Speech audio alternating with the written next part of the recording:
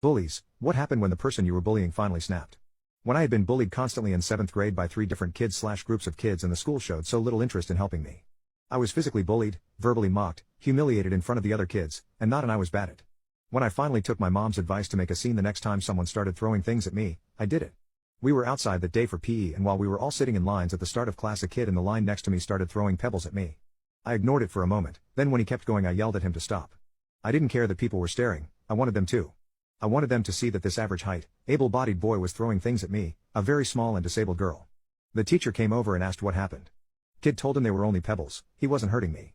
The teacher agreed with him and told me if I ever disrupted his class like that again I was getting detention. I don't know what it is about some teachers, but the second they get put in charge of more than one child they become absolutely blind to any kind of bullying, and if it gets pointed out to them, they think that particular incident exists in a vacuum and couldn't possibly be a sign of anything worse. I was 11 years old and suicidal because I felt so incredibly powerless. That teacher only solidified that feeling. So the next day I decided that I would contact their parents, with my mom. To my surprise they didn't care either.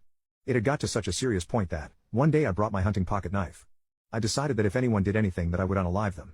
So, the same boy that was bothering me before in PE, tried to come at me again, but without a moment's notice, I stabbed him, straight in the eye.